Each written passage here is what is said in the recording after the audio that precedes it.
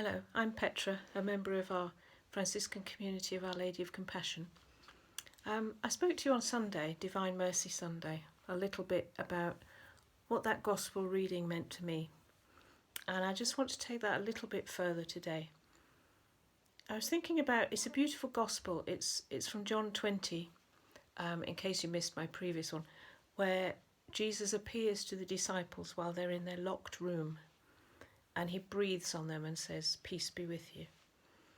And the other amazing thing that happens in that gospel, which we're all very aware of, is Thomas isn't there when Jesus first appears.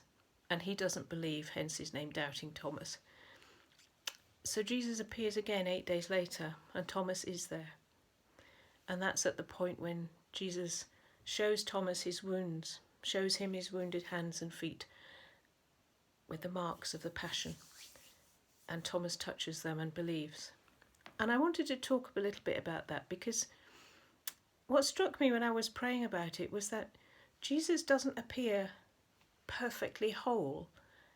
He appears with his wounds. He appears with the marks of the passion on his body. And for me that felt like a really important thing. And I think about our own woundedness and our own brokenness, because we all carry wounds and scars, and we're all broken inside in some way by things that have happened in our past, things people said to us, things people did to us. And we carry these wounds with us, this brokenness within us. And somehow I think it's about finding healing in those wounds. The wounds might never go away, they might always be there, but somehow the very process of being wounded enables us to be more compassionate. And I think once we've been recognised our brokenness and our woundedness, we can in a way be more open to the suffering of other people, and that can be a real source of light and compassion for them. And I think there are so many ways in which we carry around such heavy hearts, and we carry around such a lot of pain. And I think for me it's almost like Jesus is saying to us, that's okay. That's okay. I'm with you, and I'm carrying that burden with you. Bring it to me. Bring it to my wounded side, to my wounded hands, and I will hold that for you and hold you in your pain and brokenness. And I think it's something about recognising our own poverty of spirit, our own deep inadequacies, if you like. We are very poor, we are broken people, we are dust, created from dust. We are nothing. And yet God is everything, and his love is everything that sustains and holds us in being. And I think there's something very powerful about accepting our woundedness and our brokenness, but accepting also that we are healed in God's love, that we are somehow held in his love, and his love fills us and heals our brokenness. It's something for me about being the wounded healer, and those who have suffered most are often those who have the most compassion.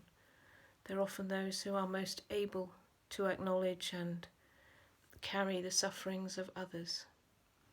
So I suppose I would say to you, don't be afraid of your brokenness. Don't be afraid of your woundedness. God hasn't finished with any of us yet. We're all unfinished masterpieces, if you like. And one day we will be seen in the glory of Christ, and that's yet to arrive, obviously. But I think it's about allowing God's light to shine through those wounds, through that brokenness. It's like if you imagine a stained glass window is made up of lots of little pieces of fractured glass, a bit like a mosaic. And somehow the light shines through that and shows the glory of God and the glory of the light shining through. If it was all one pane of unbroken glass, it wouldn't be nearly as beautiful. So there's something about accepting our brokenness rejoicing in it almost, because God loves us. He loves us the way we are. He loves us in our messiness, in our humanness, in our very vulnerability and brokenness. And it's in that and through that that we encounter God and his love for us, and that we also can reach out to others and encounter them in their vulnerability, in their weakness and poverty, and share some of God's compassion and light with others. I wish you a Franciscan blessing, peace and all good. Thank you.